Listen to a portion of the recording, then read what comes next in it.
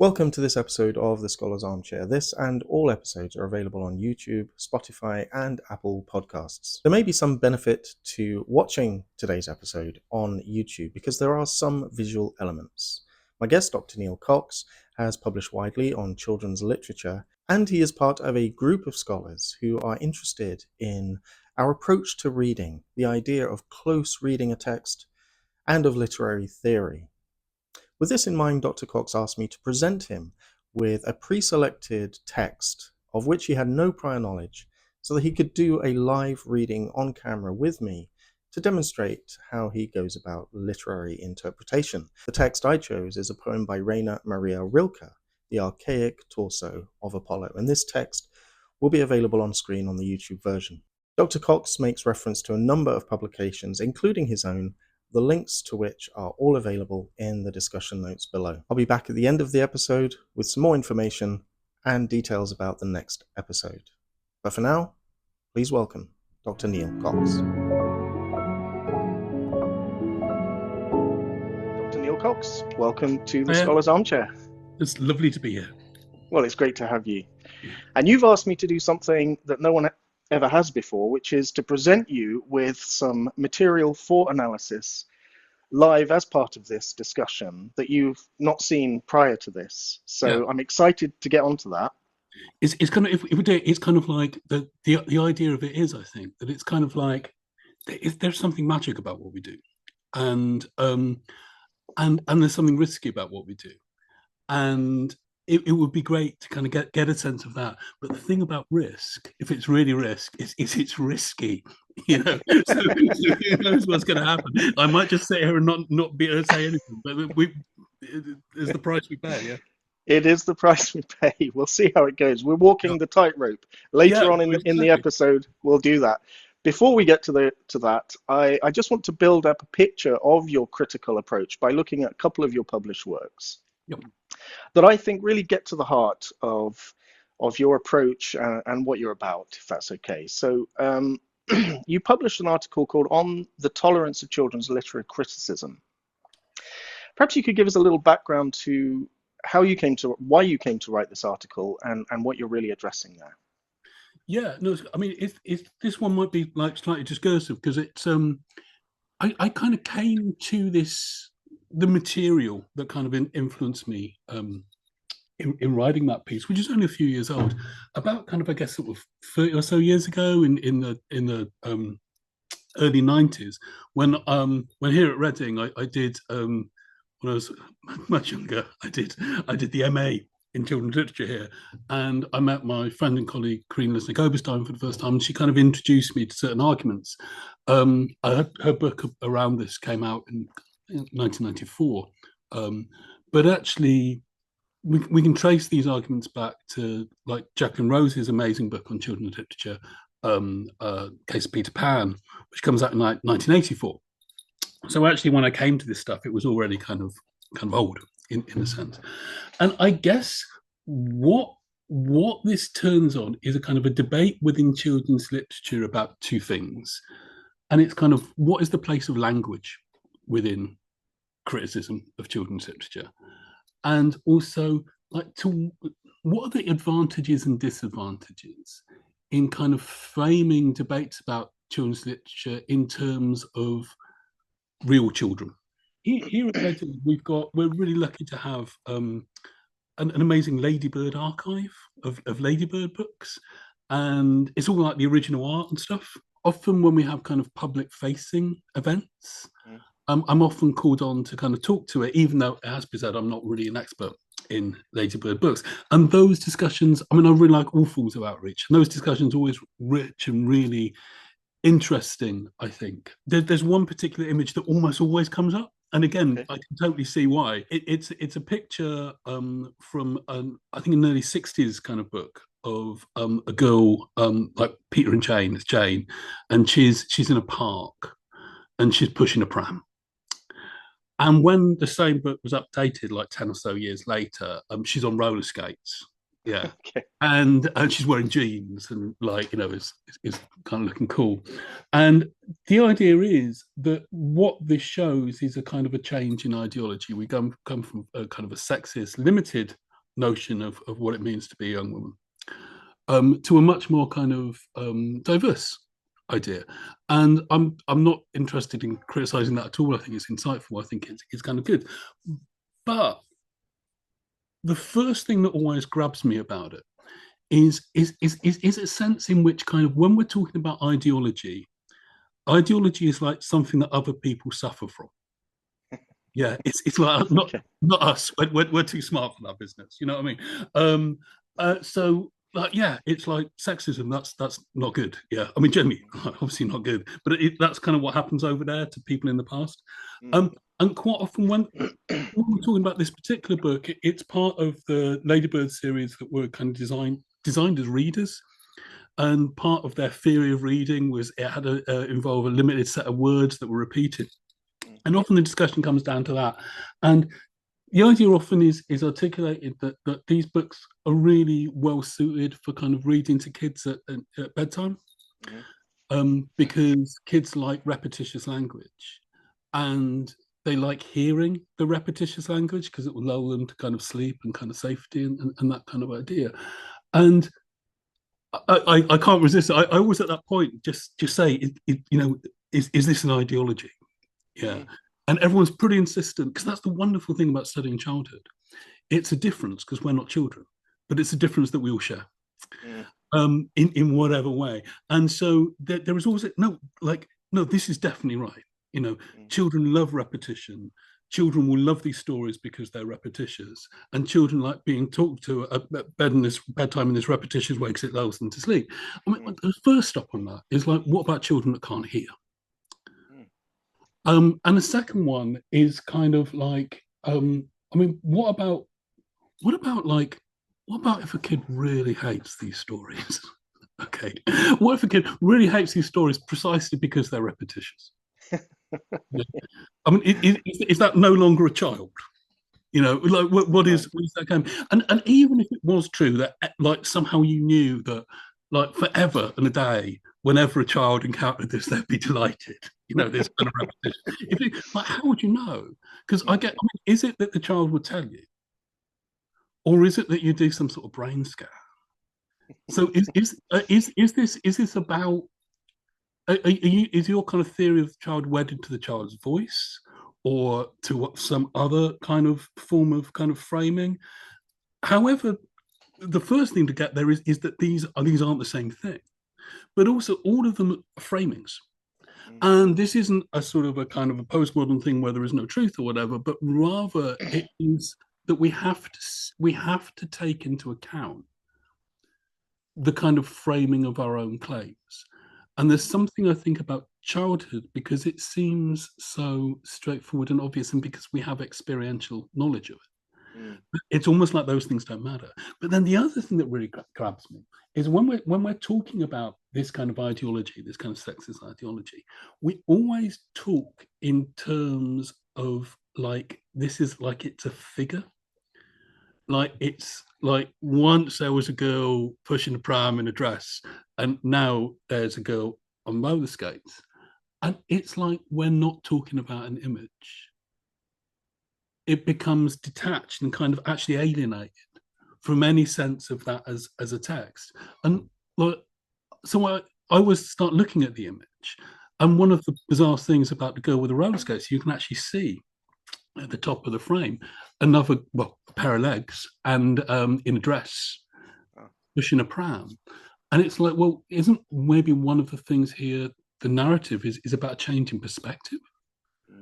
Or it's about not looking at the girl in the dress, or it's about the repetition of the pram. And I mean, there's odd things like in both of them. With the girl in the roller skates, you can see both of her legs, but the both of the girls with the prams, you can only see half a leg. Yeah. So what's going on there? And if this is in somehow like one of the things that's being negotiated here, like through the idea of one text then another, but also through the idea of like legs and and multiples, is repetition. Then repetition is no longer like something that we can just bring in from kind of outside. to make sense of the text and make claims about whether children like it, because actually these texts are negotiating repetition, and we have to read that repetition is not something outside of the text, but something that's caught up in the text. Yeah. So the first thing from all that is that I just tend to look closely at the text.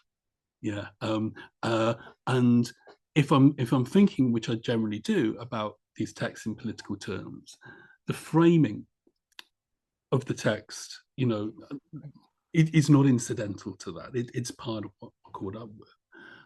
But if I'm thinking about something more sort of specific here, I think that this kind of what that tolerance piece is about a kind of an established argument within children's literature, and it's about it was written by a guy called David Rudd, explicitly saying that me and my colleague Karine Lesniak-Oberstein, but also someone that I can't really speak to, but like a great theorist of children's literature, I think Jacqueline Rose, are kind of wrong in what we do.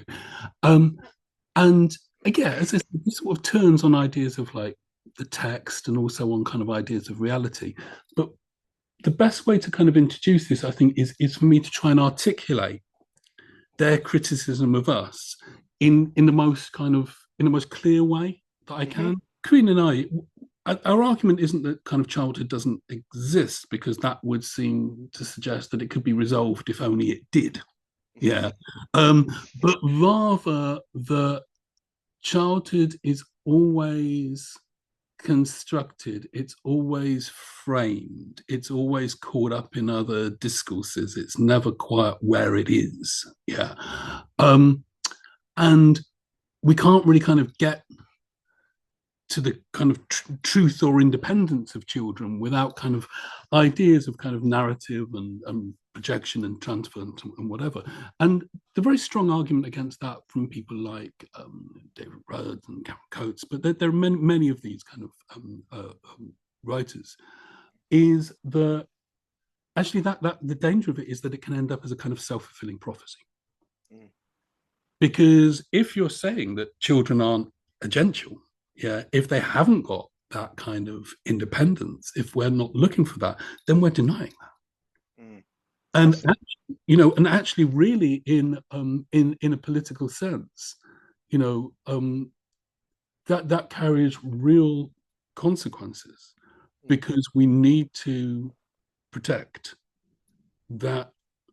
We need to work strenuously against that kind of childhood is some sort of just passive thing that you can that has no effect actually and I do kind of really register that, and there is a real sense of, I think, some of these writers, I think, are really inspired by a sense of kind of ethical necessity to write this. Our counter argument is firstly that there is for us a counter danger in thinking that the child that we're trying to protect needs to be one that's free from transference and projection, because that seems to be a really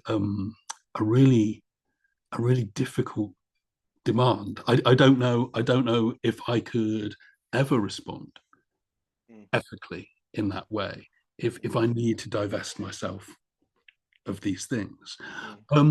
But also, I think it's about that idea that one of the things they defend or kind of vigorously kind of work for it, for example, is the idea of child's voice.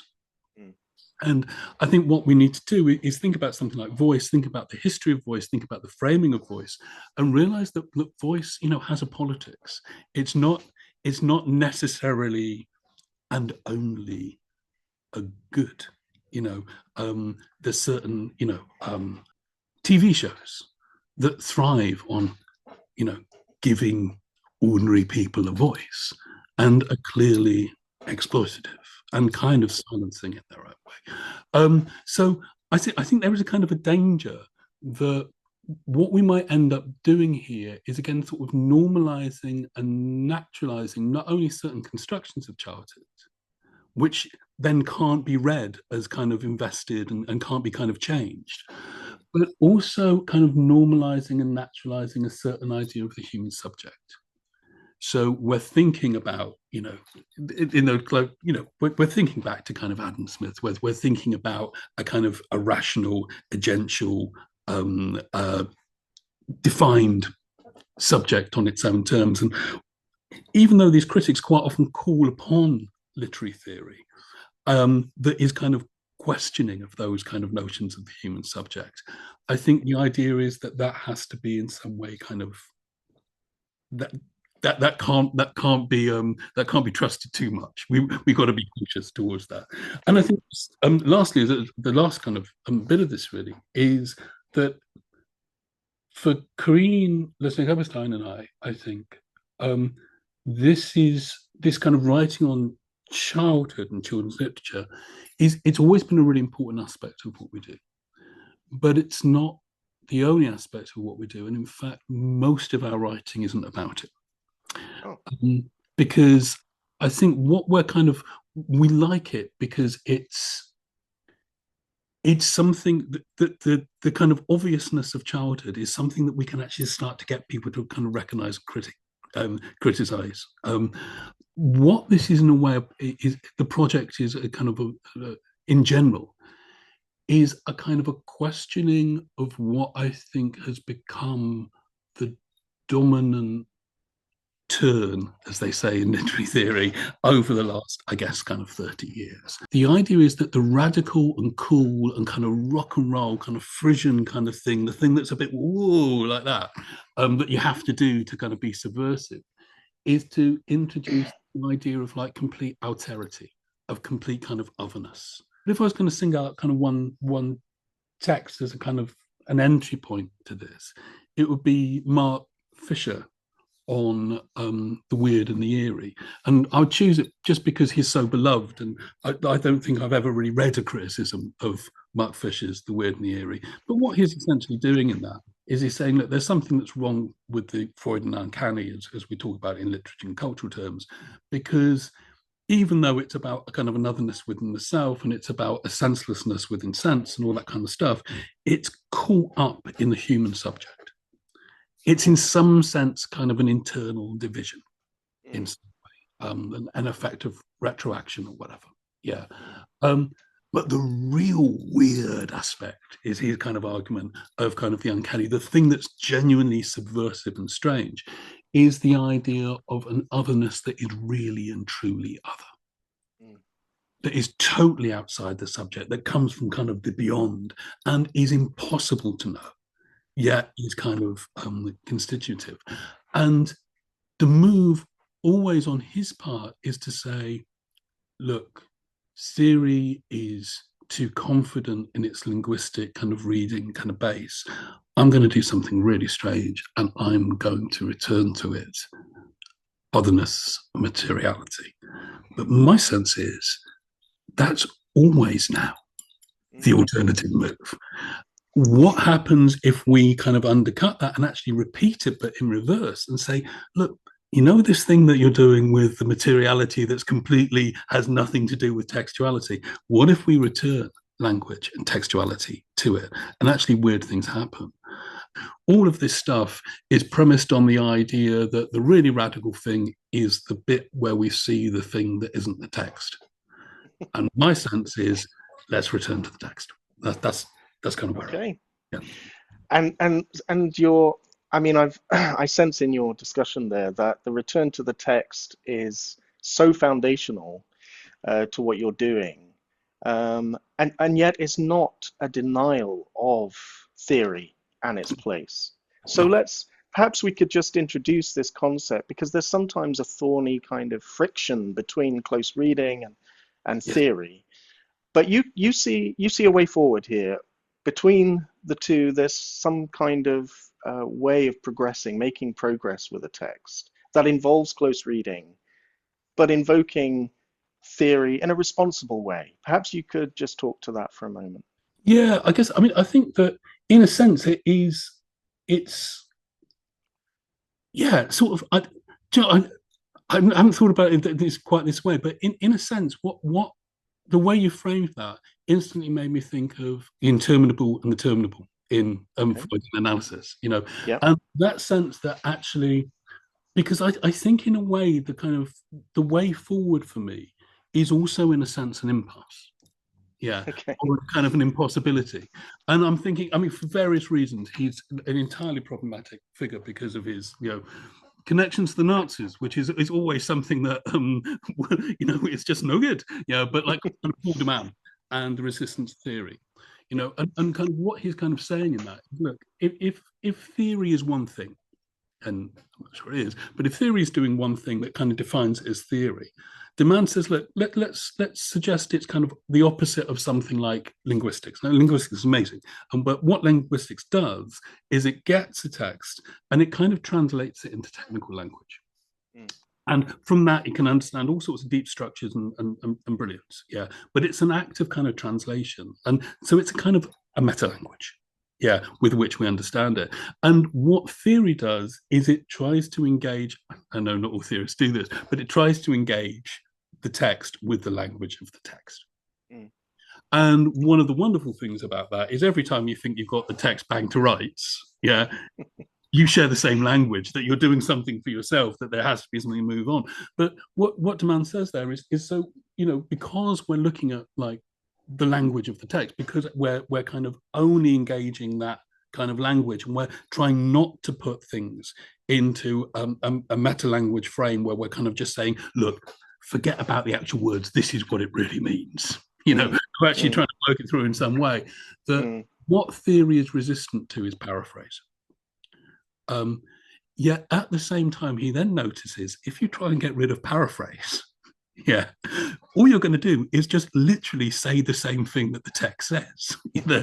You will just end up like this kind of deathly repetition of the text. So actually, we've got this weird thing that the resistance to theory, which is always a resistance to the close reading, which is always a resistance to actually a kind of a working through of textual claims, and the idea of actually, do you know what, I'm going to park that text for a bit and I'm going to tell you what it really means, which is always like another text.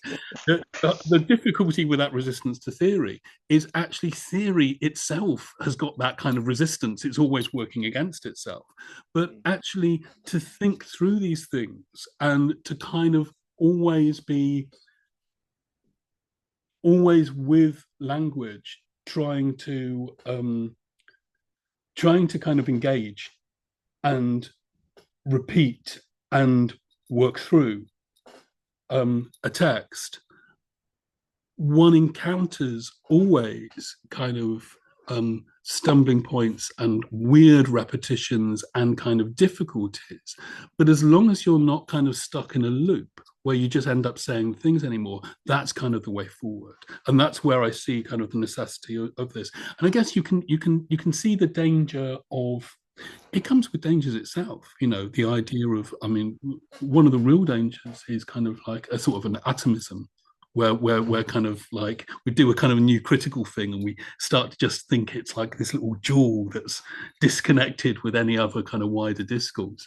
But I think not doing it also comes with real difficulties. And you can see that definitely in kind of, I'm always kind of really saddened by a lot of kind of Freudian seeming kind of writing, or even kind of Lacanian writing, which seems to suggest, or is sort of based on the idea that when you get a text like, the wind in the willows or whatever, that isn't about kind of like some animals having a bit of sail around and stuff like that. It's really about Lacanian formulations. If only Graham had kind of had the nous to realize what he was writing about, he could have written a Lacanian. It's just no. That's the idea that what psychoanalytic theory is about is a kind of like a stable story that kind of hides beneath another story as its truth. All the sense of kind of spookiness and uncanniness and repetition and the maddening nature of writing, which I always look to, Shoshana Feldman's great turning the screw of interpretation, if you want to get a sense of kind of what we read when young that kind of influenced where we are. I think it's probably that.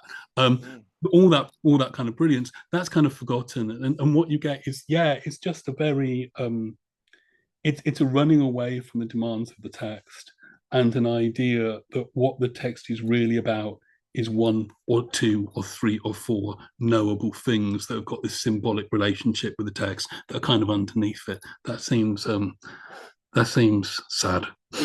Yeah. You know? And yet we continue to interpret. The impulse is there, of Yep. course, as we are confronted with a text, to make some interpretive effort. Um, I'm just really interested in really getting to grips with your view of close reading as an attempt to find stability in a text. Yeah. And where that stability is lacking, Yeah. then we turn to a theoretical approach. Is that fair to say? Yeah, well, yeah, that's right. I think, and what you said, right, like on the top of that bit, that's it, isn't it? Really, that's one of the kind of that's one of the main things I think is that idea that like the uncertainty of the text, that idea of like I want to interpret this, the Mm, thing that's the spur to read mm, is also the bar to resolution. You know, the without the interpretation, you got no sense of a kind of, a sense of an ending, like as Commode would say, Frank Commode, in terms of our kind of interpretation, mm, you need that sense that you're making sense of it. But mm, making sense of it has always got to be provisional, because the very thing that's driving that kind of sense making activity is also working against it and undermining it all the time. And so there is always this kind of like development, this kind of open-endedness, even in the closure. I think one of the things about the children's literature and childhood is that it is something that we so it's so clear that we know it. I remember when I was a teacher, like in school before I got this job, and when I got this job, my second son was born.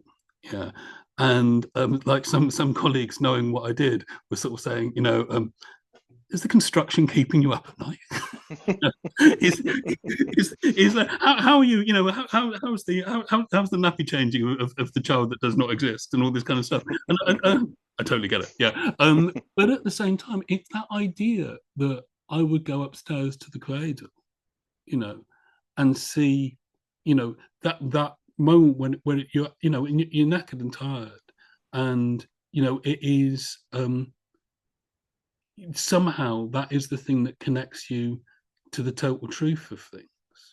mm, But within that cradle is my son, mm, and already I can't imagine any of the effect, or certainly a different kind of effect without those kind of formulations, that and also I'm going upstairs, to a place where I know it's not going to be bombed tonight, probably, and all the rest of it. That there is so many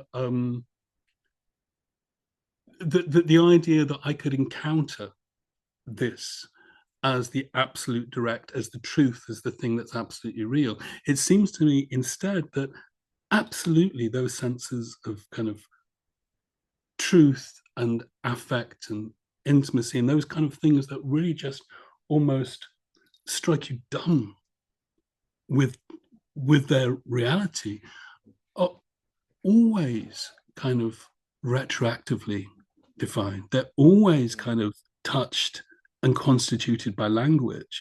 They are never completely independent experiences, because in the old problematic terms, those will be kind of psychotic. There has to be a sense of something that's not that incommunicably highly emotional thing that's actually constitutive of those things. But at the same time, it seems to me that I can't access any of those kind of structures without some kind of engagement and kind of reading, that I'm always framing those things that are in turn framing me. And it seems to me there's something the same there with kind of the idea of a text, that it's never something that I encounter wholly on my own. Mm. It's always constituted by kind of thirds and structures and language and social structures. But any time that I try to isolate those and secure those as entirely other to me, I realize that there is a framing and operation going on. Mm. And the working through of that, the engaging with that, I think is what I'm trying to do to kind of follow and try to understand the meaning. But it never kind of halts in a moment out of time or language or society. You know, it's always ongoing. Yeah. It is, yeah. And it's always within that context that what you bring to the text is going to color and influence your reading of it. I mean, that's not a great discovery. Yeah, no, but I think that is a great discovery. If we start off with a consensus and agreement that there are certain things that will not and cannot be affected by framing, we're never going to be able to work through and engage Mm. that kind of framing. And often it is a kind of it's those frames that are just taken for granted and kind of invisible Mm. are Mm. the ones that are often most kind of defining, I think, and problematic. Fascinating. Thank you. Good. Okay, well let's get up to speed with another text that you published, which is actually on the movie Frozen. Yeah, And the story, the sort of coming out narrative that yeah, is there in Frozen. It's been much discussed and talked about in sort of popular opinion pieces and so on, analysis of the work. You sort of work not to undermine that, perhaps, but to draw attention to the critical problems yeah, inherent in looking at Frozen and Elsa's story as a coming out, simple coming out narrative. yeah, It's more complicated than that, yeah, basically. Let's hear yeah, from you. yeah. No, that's right. I mean, that's there was a debate between kind of like critics and especially kind of social kind of YouTube commentators, and which can be very kind of rich and it's very nuanced. You know, about whether this is a kind of just whether this is a gay text or not. Okay, what it means to be a coming out text, and I I'm not interested in any way about kind of undermining. This is all great. Coming out is great. Yeah. So Sure, sure. this is not a kind of a worry of that. But my kind of my I guess really simply, when Judith Butler talks about kind of one of the great kind of early discussions of coming out, she just says, look, when I come out, when I say I am a lesbian, it's totally true. It's not like this isn't you know somehow there's something that isn't true about it. Judith Butler, when she says it, she's totally a lesbian. I am a lesbian. But there's something weird about that because as soon as I come out, I am a lesbian. I'm splitting myself. What I am is other than the I. In order to have that identity, there must be a necessary splitting. And she talks about so many other ways in which kind of coming out is never an absolute kind of act of finality. That Mm. the concept that you never come out once. Yeah, so that's one of the things. But also that idea of the closetedness is not simply the complete other to an idea of coming out. It's kind of necessary to it. That you can't quite get rid of that. And there's kind of some really kind of interesting work, I think, that kind of critiques a certain, certainly much prior to me, a familiar thing in kind of queer studies, where that kind of coming out narrative is the ubiquity of it is kind of just criticised because it's got to the point where like there is this kind of repeated kind of trope in kind of TV where some lad will kind of like come out and like his mum often would just say like we always knew you were gay. What's the thing? Yeah, Mm. and Mm. the idea is that there is no longer a problem with this. That it's kind of evident. It's evident to everyone else. And what the young man should do is kind of just just reconcile himself to what he so obviously is. But like, who is anyone really? There was just in the Guardian today there was a lovely article where a queer photographer was saying, I look forward to the day when heterosexual people kind of also come up, and I think that's great because it does just bring to us the kind of the difficulty of so doing, because in a kind of, as it said, in a kind of a neoliberal sense, what it's producing a certain out subject, and the out subject is just self-evidently out, and it knows itself to be out, and it knows exactly who it is, and that's a lot of a burden to put on anyone, to have that level of kind of like certainty and definiteness, I think. But like within Frozen itself, it's just a weird choice for that. I mean, the routine that I often do about this is just like the end, when she kind of she's completely out. And this is according to the kind of interesting, kind of good, the commentators and kind of YouTube commentators and people that have done articles on this. They will kind of they will really convincingly, I think, very well articulate that sense that she, by the end, she's kind of an out figure in this kind of queer narrative. But what does she do when she's out? Well, she slams the door. And like the final image of Elsa being out and independent is a door. And of course it has to be, because like if the camera followed her in, she would be constituted from the perspective of someone else. Sure. Yeah. So she couldn't be independent. But it means that her independence, her outness and her independence is someone else's perspective on a door. That's kind of a bit of a compromise kind of sense of kind of. I think if someone promised me kind of complete independence and then they went off and looked at a door somewhere, I feel kind of like I feel shame, But I think that this is about an idea that actually the outness is always caught up with an inness, but it's always caught up with a kind of a sense of perspective. And it's also a kind of always a challenging of identity, because that's the other thing, if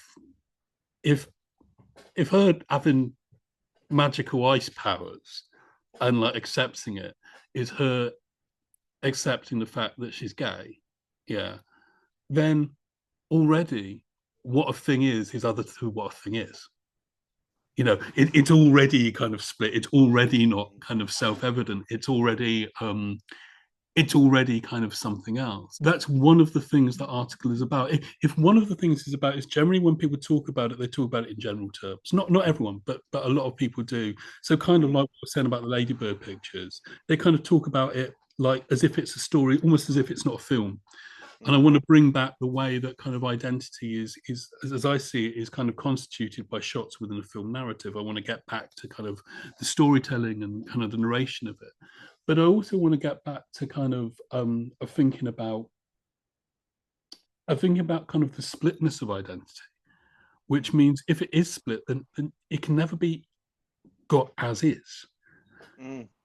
And actually, on that, going back to I've said about the influence of older Sharon Fellman.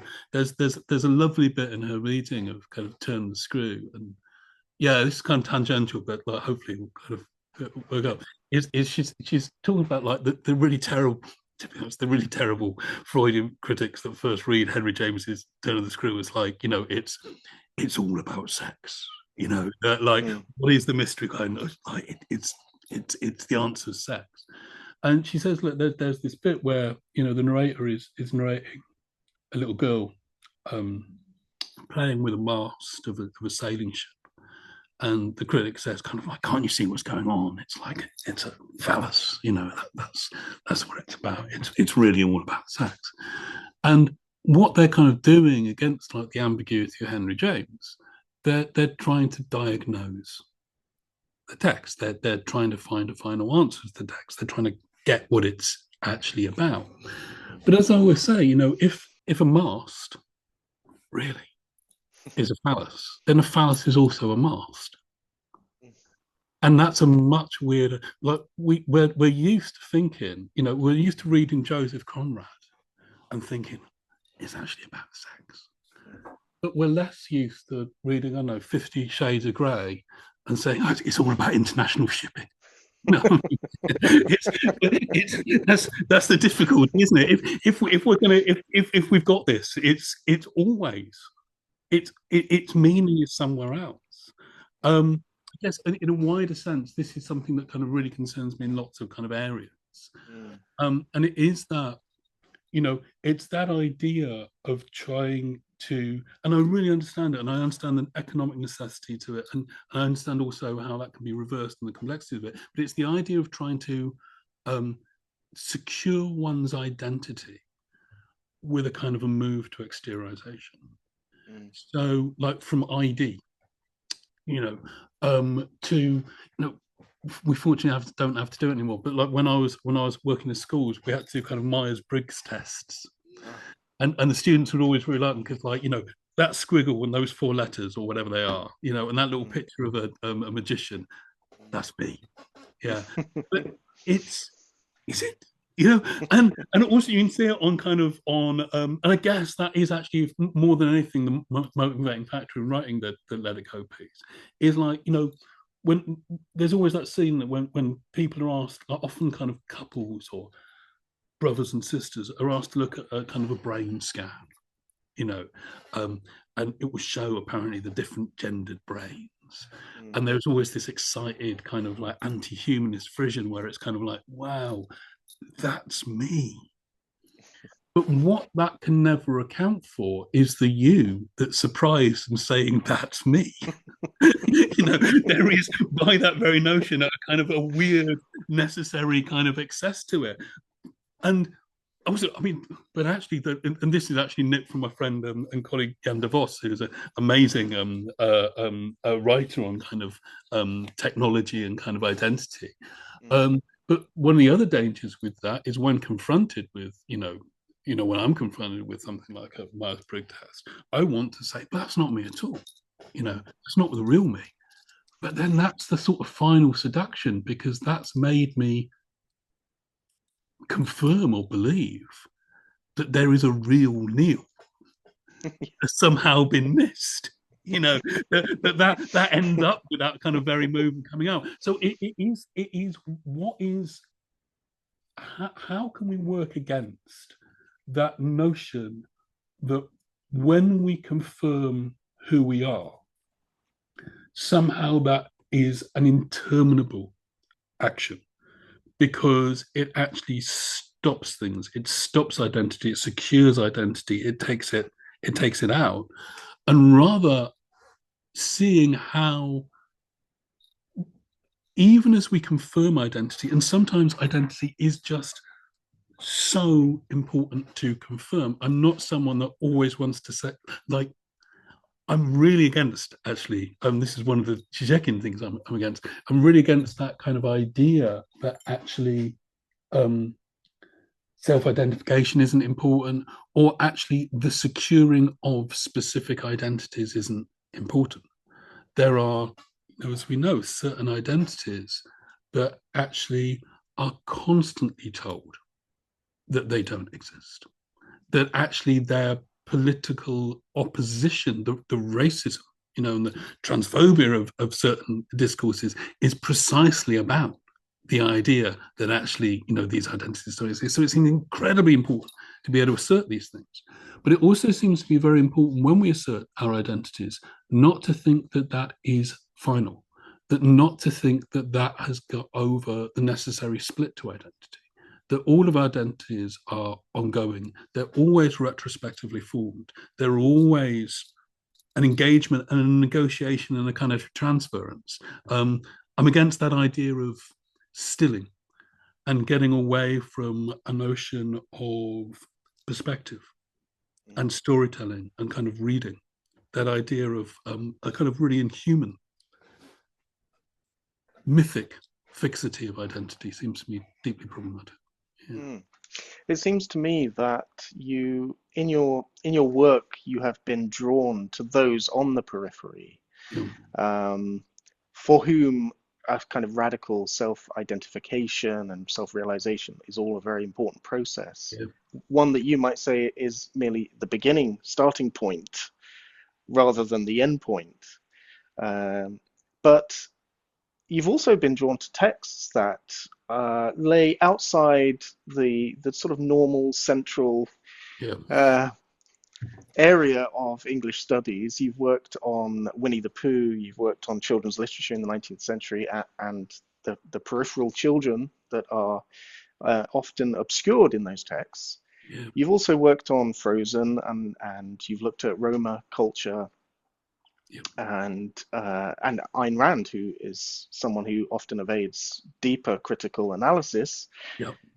Is this all intentional, or is this something that feels important to you that without a conscious thought? I think it's got to be. I think it's both. Okay, I think that okay, I can definitely articulate why it is kind of intentional. Yeah, yeah, but you've also got to ask, haven't you? I mean, there is always. I'm not committed to that kind of level of kind of mastery to kind of be absolutely sure. One of the things that just strikes me, it's this. I mean, it's just such a complicated and difficult area.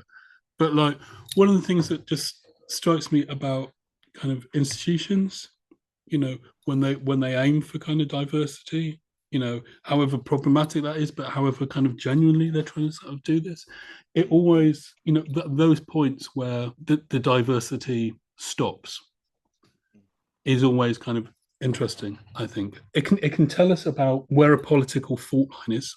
Yeah.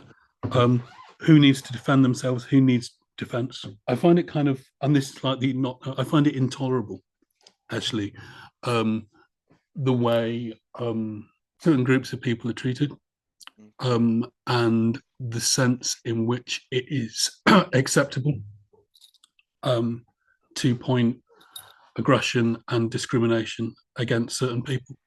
mm, And again, I'm not entirely sure what that is about and where that drive comes from. I think it's like that's the right thing to do, mm, but also I think it is just not. It doesn't mean anything if there is someone that's getting it, mm, yeah, and everyone's all right with that.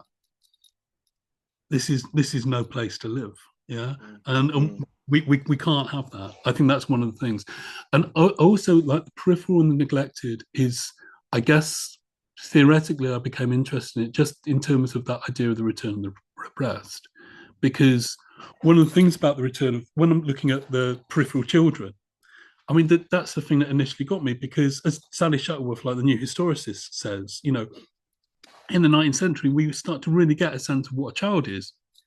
And a child is someone that's being looked at. A child is an idea of innocence and all this kind of idea. But it just means when like kids that don't do that turn up in novels, no one even notices they're there. I remember when I was writing about like persuasion, I was going to look at children in persuasion. It's just like, what? There's no children in persuasion. Not only is there a ton of children in persuasion, there is not a single character that at some point isn't described as a child. It's like absolute abundance. But like, if you then kind of return these kind of children that have escaped, like which absolutely brilliantly and correctly kind of Sally with kind of another new historicist see as that kind of construction of child that becomes dominant in the UK in the 19th century. mm, The interesting question is like, have they? Are you identifying something that's already always been there? Because in a sense, you're not, because the return is something that is disruptive to the text. It changes what the text is. But in changing what the text is, it's actually changing what the text is and always has been. okay.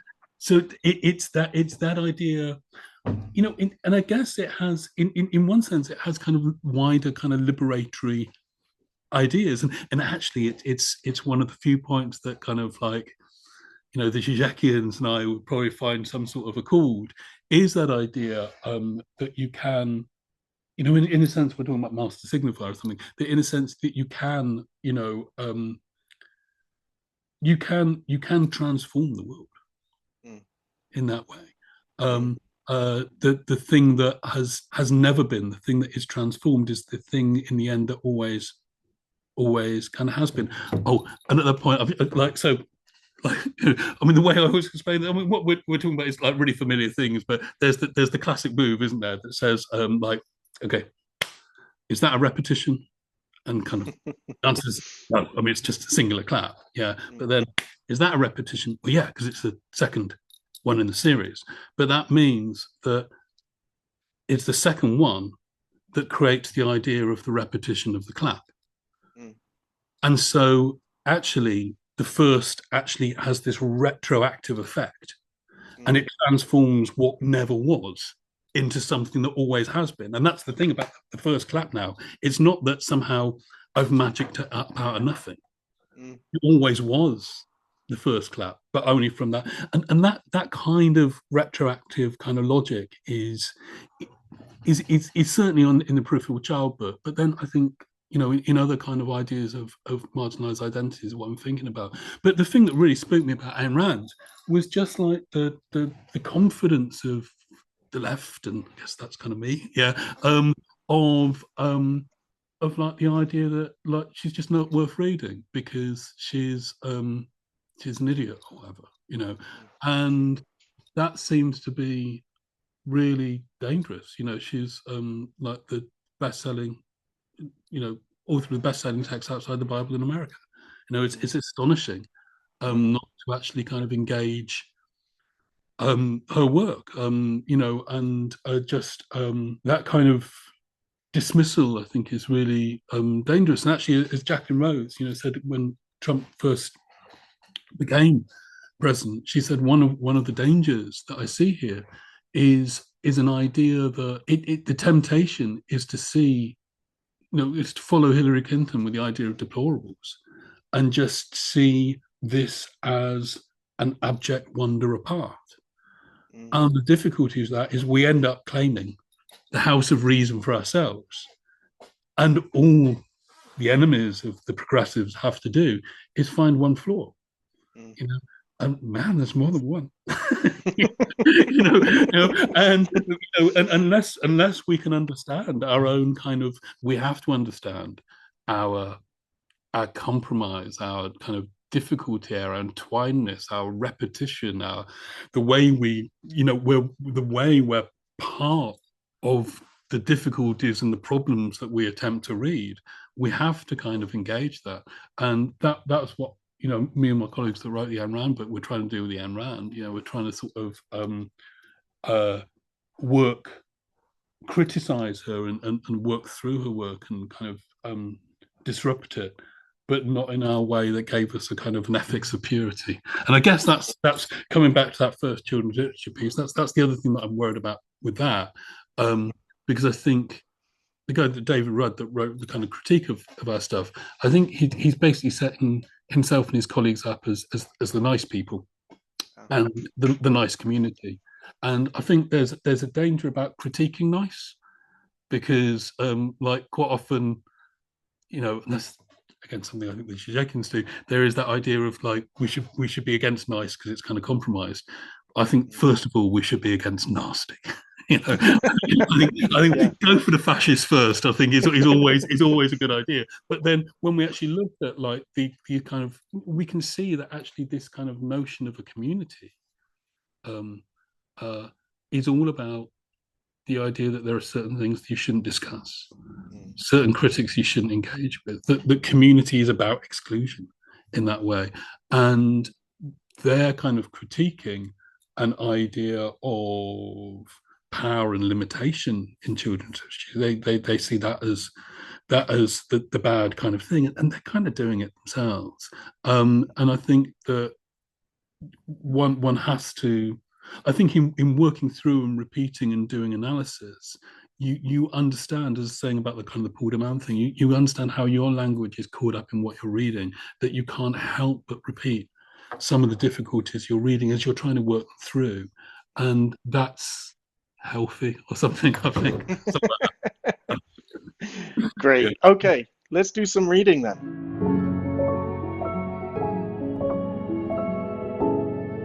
Can you see it? Yeah. Okay. Brilliant. Okay, let's go. So you sound relieved. I'm not sure. No, I don't. Well, I don't know this one. Yeah, but I'm not. Great. I'm not. It's. It could be worse. Okay, so this is Rainer Maria Rilke's archaic torso of Apollo. We cannot know his legendary head, with eyes like ripening fruit. And yet his torso is still suffused with brilliance from inside, like a lamp, in which his gaze, now turned to low, gleams in all its power. Otherwise the curved breast could not dazzle you so, nor could a smile run through the placid hips and thighs, to that dark centre where procreation flared. Otherwise this stone would seem defaced beneath the translucent cascade of the shoulders, and would not glisten like a wild beast's fur, would not from all the borders of itself burst like a star, for here there is no place that does not see you. You must change your life. Okay, it's fantastic, isn't it? Okay, where should we start with it? Um, it, I think for me, the problem here with this poem, I love the poem, and for many reasons, but the problem I have is that we're turning from a kind of aesthetics to a kind of ethics, Mm-hmm. from obviously a description of the statue itself, from which we get this imperative that we must, or you must change your life. You must change it. Yeah, you must change your life. It And starts off with us. Yeah, you're the yeah, one that's going to change your life. yeah. Yeah. And the thing that the problem, I suppose the problem I have with it is, where does this ethics come from? There's kind of this sense uh, that we might gain from, say, Levinas, and an Mm-hmm. experience with the other giving Mm-hmm. us this ethical impulse, um, from the face to face with the other and so on. That's interesting, but we consciously don't have a face. We don't have, there's no head. We can only imagine the eyes like ripening fruit. And so I worry, is the poet imposing an ethical reading on the statue rather than the ethics coming from the statue Okay, itself? this is As brilliant. the poem is working very hard to describe to us, but there we go. Yeah, no, let's go down to the first paragraph. I mean, the first thing I say about I definitely see, the comparison to Levinas, but on that I like the one book I would totally like I just get it. It's probably my the book I recommend most is Timothy Secret's uh, book on pedagogy and mourning. Mm, Um, Secret is a theologist, I think, and his work is like, in one sense, just the polar opposite of mine. He designedly and deliberately sets out to do no close reading at all.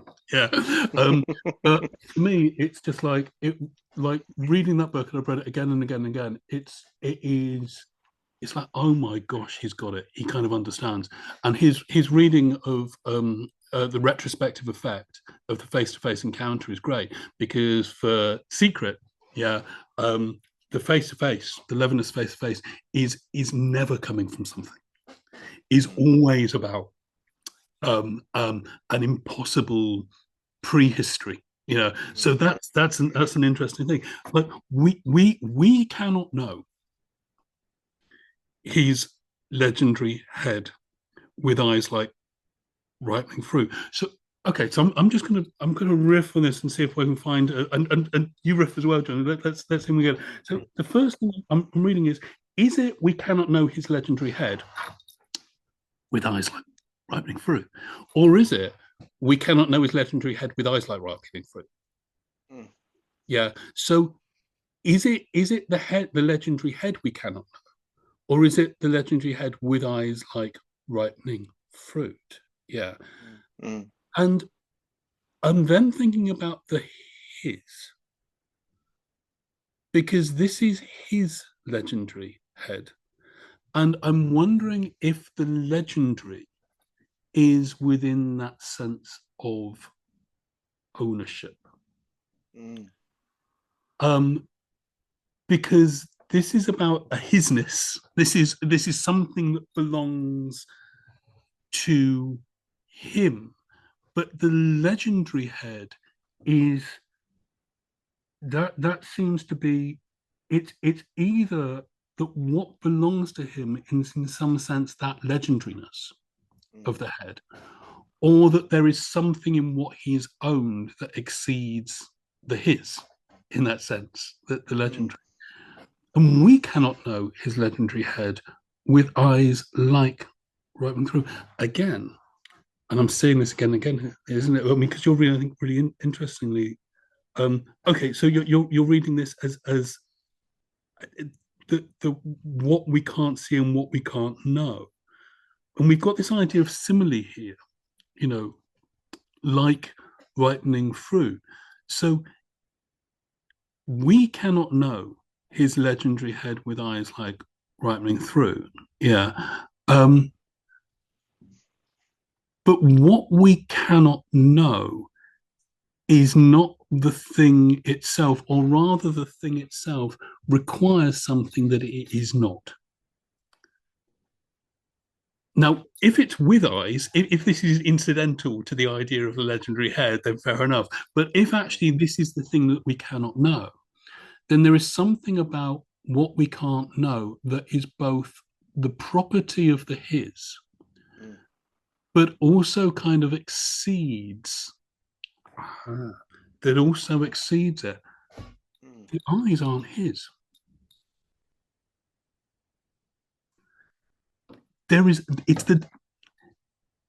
Okay, so the legendary head is with, isn't it? There is this supplementariness, there is this addition, but that supplement and addition is also itself caught up in a kind of deferral, because this supplement or addition, the eyes, which kind of are, but kind of maybe aren't the idea of the his, is also the thing that is like. The legendary head is not, it's not like anything. It's just the legendary head. And then we cannot know his legendary head with us. Like, what's the is there a really fundamental tension here with we can't know his legendary head, do you think? I mean, I think we cannot know his legendary head. What is it that we cannot know? Yes. Though? What is it actually we cannot know? And as you pointed out, we'll get on to with I. So we cannot know his legendary head. We cannot know that it is legendary. Yes. How is it legendary? Yes. And is it our eyes that are like ripening fruit, or his? I'm not sure. Oh, I love it. I totally love it. Absolutely. Absolutely. And so, right, if one of the things this seems to be turning on is that kind of is that sort of shift between the we at the start and the you, which is that kind of like that kind of imperative at the end, is so it begins with this collective, but when we get out of that, it's about this real kind of imperative. Already as you're reading it, there is something about these pronouns, these identities, that is not absolutely fixed. I mean, I'm thinking just in a banal way, is kind of like, is there something here about the legendary, which is something we can't know, which is about the idea of legend and something about something that therefore isn't quite kind of true? Yeah. But then there is something about legendary here that it's almost like kind of myth, that it's that it's not about kind of authorship, it's not about origins and stuff like that. Legends don't have individual authors, but actually it's his legendary head which is kind of problematic, and yet his torso, and so this is something different, and yet his torso is still suffused with brilliance from inside like a lamp. So is this about our knowing? So in one sense, I read this as a statement of knowing, because this is what opposes that we cannot know. But actually, there isn't at this stage any claim to know, which in one sense makes it all the more kind of certain. And that's the tension, isn't it? Is certainty here actually about the knowledge? So is it about that kind of subjectness? Mm. Yeah. Is it like I have to know something, for it to be there? Or is it actually precisely in the fact that there is no claim to know it? Mm. The fact is that this declarative mode comes in, and it's just like still suffused with brilliance. It's like a lamp. It's the way it is. Is that what it is? So there seems to be there a kind of a difficulty with that idea already. In that idea of we is it that we can't see the face? Already there is actually a difficulty in, is this about an engagement, or is this about a kind of a truth beyond? And yet his torso, which isn't legendary, is still suffused with brilliance from inside, like a lamp. So again, we've got another like. Again, we've got something, and there is an inside, and this is only about his torso, but it's also about the past. Isn't that one thing about the legendary? That a legendary cannot simply be in the moment of encounter. Mm. That the legendary is kind of talking towards something that has that kind of level of past. And the claim to knowledge here, and yet his torso is still suffused. Well, still compared to when? Mm. Yeah. Or is this, oh gosh, no, is this instead about the idea that really we cannot know his legendary head? Yeah. Because the legendary here is precisely what is not in the present moment. Mm. What kind of isn't there, and thus it's legendary. But that means that the legendary weirdly works against the legendary because it's not the thing that carries on. Yeah, it's the thing that Mm. ceased being history. It's the thing that ceased being about memory. But the torso is still suffused. So that is about an ongoingness of history. It's still suffused with brilliance from inside, like a lamp, in which his gaze, now turned to low, gleams in all its power. Yeah. So I mean, one of the things here to introduce is like the idea of the gaze, isn't it? And how are we kind of reading that?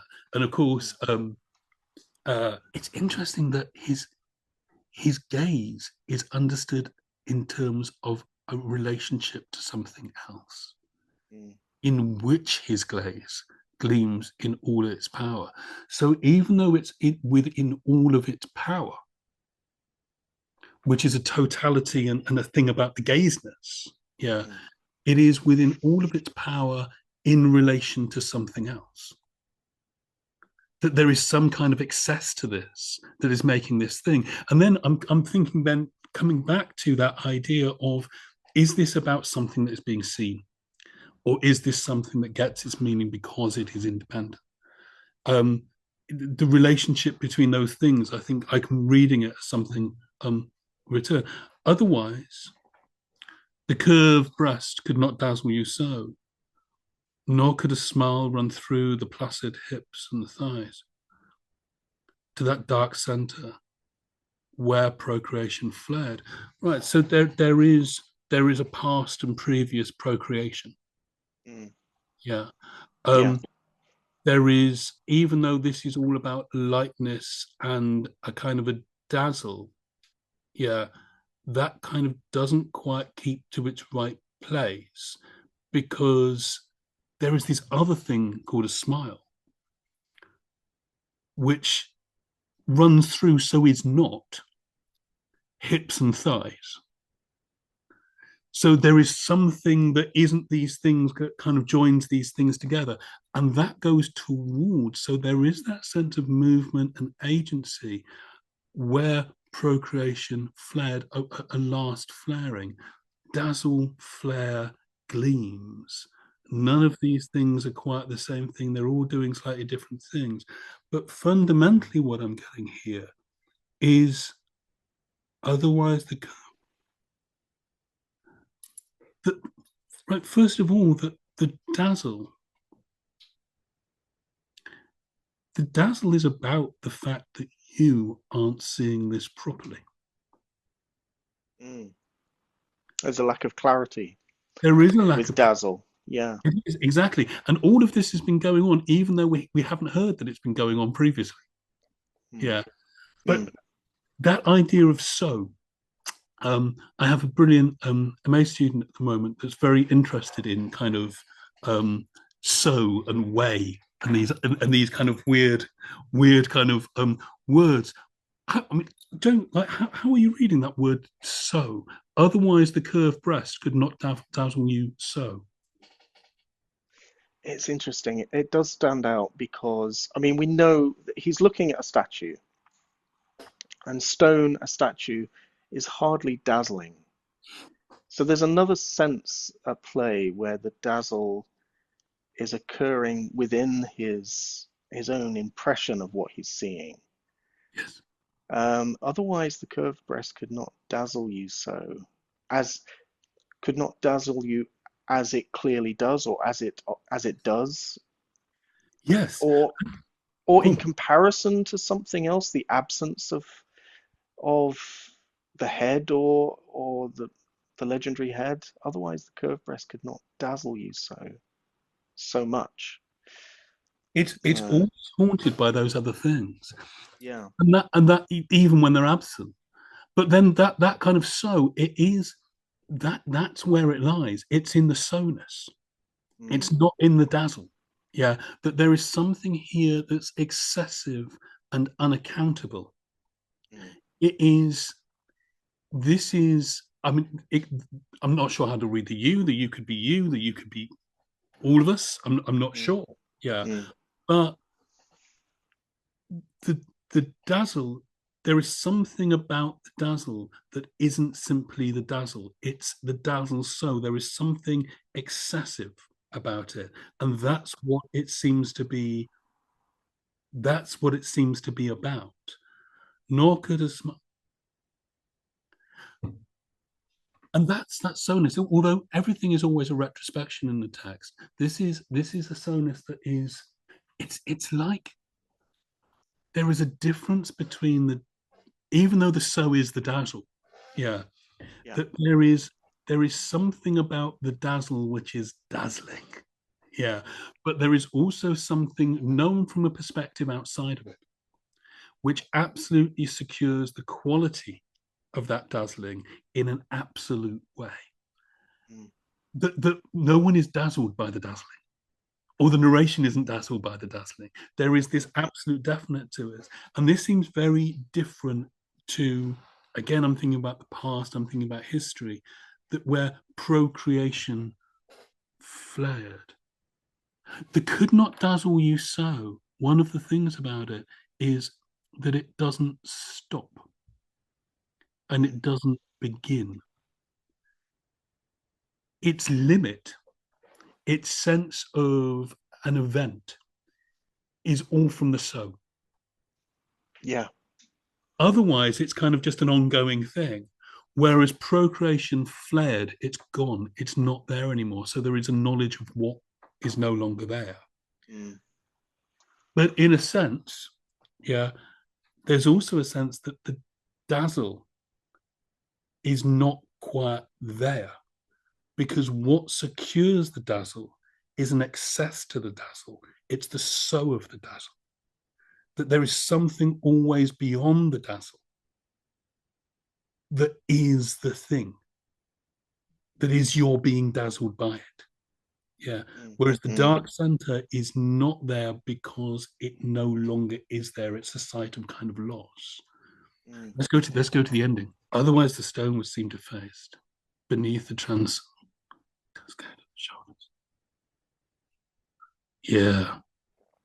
Would not from all the borders of itself burst like a star.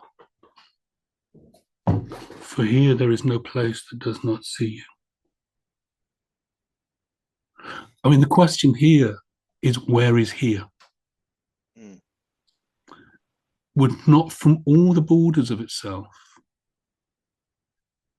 burst like a star. From all is about the past. It's about something that's not there, even though it's carrying on, and it bursts like a star. So again, it bursts in a way that is other from itself. But then for here, there is no place that does not see you.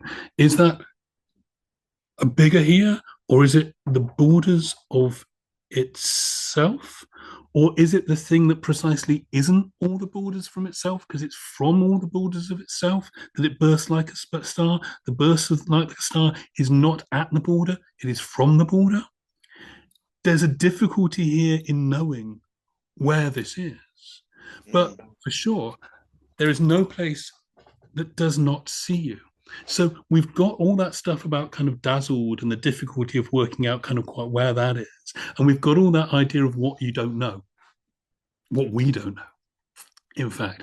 And that idea of things that are kind of are missing and can't be seen, including the inside, which somehow is known, yeah, even though we can't see it. But then from here, there is no place that does not see you. There is no... What does that mean? For here, there is no place that does not see you. I mean, how are you reading that no place? I just have to, otherwise the stone would be seen to face beneath the translucent cascade of the shoulders would not glisten. So we're talking about what would not be the case. Yeah. Would not from the borders itself. For here, yeah. Here there is no, so we've got the absence. So the places that we know of within the context is the absent head, or the unknowable legendary head. Yes. The inside. We have the inside. We have the dark. How does it phrase it? The dark center where procreation fled. And then this stone. And then this stone. And then the borders of itself. And of course, there's a contradiction between it having borders and yet bursting. Love it. Love it. Yeah, there's a contradiction there. So, but that, for me, that just further complicates the here. Exactly. If the borders are bursting, but there are borders of itself, but it bursts like a star. Well, a star, it's very hard to locate the border of a star. For here, there is no place that does not see you. It's as if the here is almost a kind of an impossibility. If there is no place that does not see you, is there a here? That's the point, isn't it? Yeah. That it is that. Is it from here?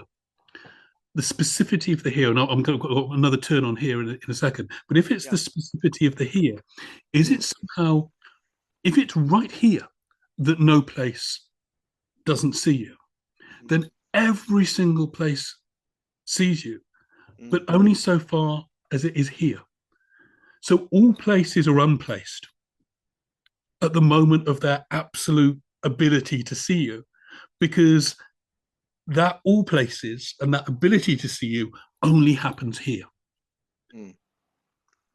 Or is it that the here is all places? Yeah. But if it is all places, there's something really problematic about the distinct, that kind of the narration of the here, because the narration of the here cannot be quite from the here, even if it is, because you've got a perspective on the here. It cannot simply come from the here. This is a narration of the here. But then we know that the here is always constituted by an excess, in one sense, including absolutely every place. Yeah, but all those places anyway are kind of a negative, aren't they? There is no place that does not see you. And the seeing anyway, we're no longer necessarily, that this starts off with a kind of a we. And I don't see why I should read that as a place. Maybe not. But by the end of it, this isn't about, say, a person's looking. This is about all places constituting as no places that see you. This is you being absolutely seen, in one sense, by all places. And where else do we get that idea of place as something that's seeing? I mean, because in one sense, we've got I know what a Shijekin would do with this, and that is that this is about the gaze, that this is about the idea that the gaze does not, the gaze returns your gaze only insofar as you see it. That actually, when you look into my eyes, I'm staring out, at the people that are watching this, and I'm kind of gazing out at them.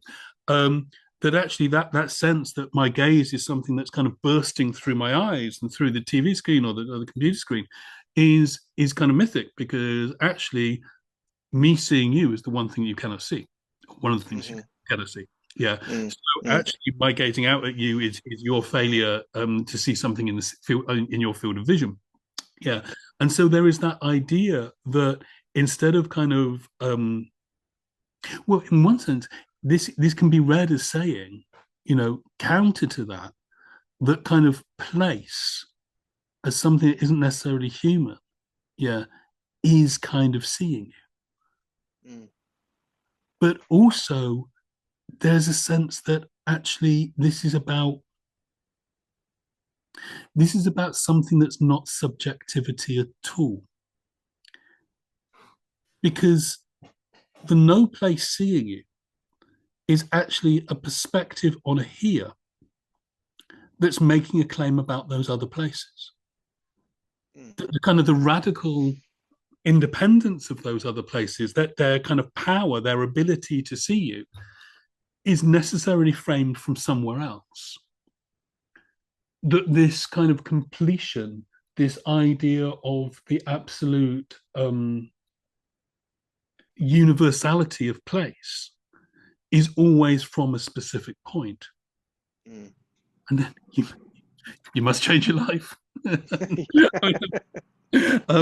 And then that is about, one of the things I would get with that is about how much of this has been about history, how much of this has been about kind of ideas of, including the procreation or whatever, but also the light that carries on, and it's still there, is all about claims about the past. And sometimes, as in the former, it's about the idea of changing and transformation and kind of loss.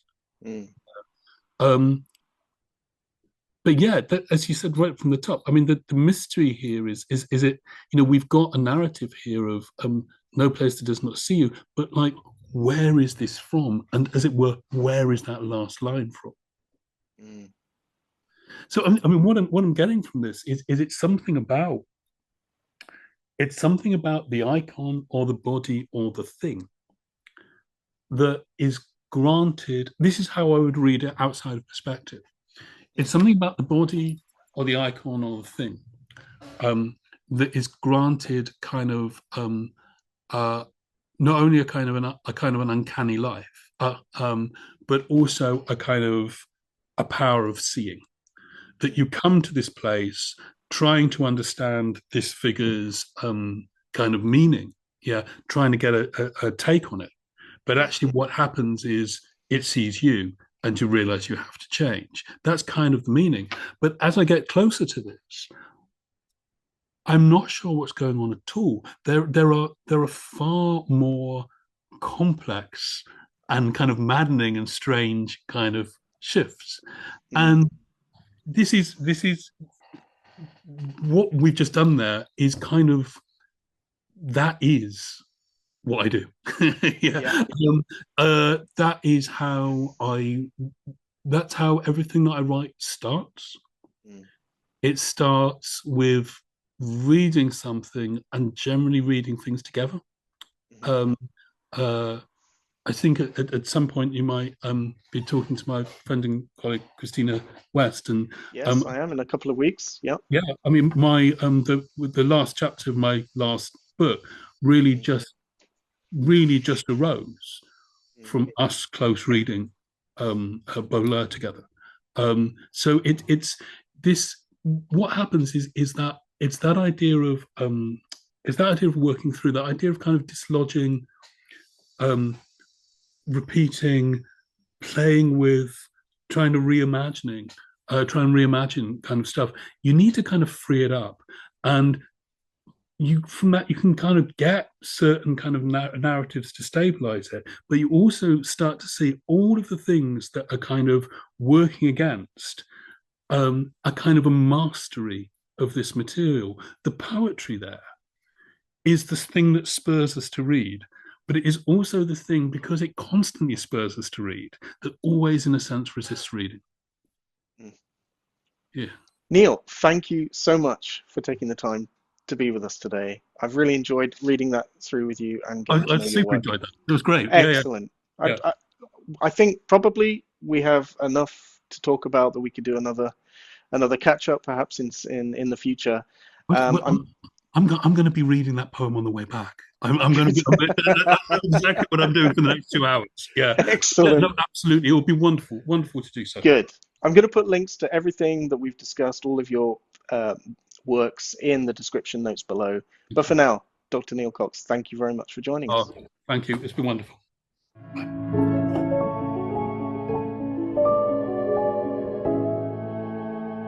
And true to form, Dr. Cox did contact me a couple of hours later from the train station on the way home with some more notes and ideas that he had about the poem, all of which I will post below. My great thanks to him for joining me in this week's episode, and to all of you who subscribe and have become channel members. Your support makes this channel possible.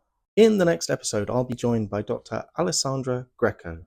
Her fascinating book, The Myth of George Eliot, examines how Marianne Evans created the persona of George Eliot, and why, as an author, she persisted with this persona even after her identity had been revealed. She also takes a look at other types of myth that George Eliot examines, explores, and redefines. Music for the Scholar's Armchair is provided by Real High Def Music. They can be reached at realhighdefmusic@gmail.com.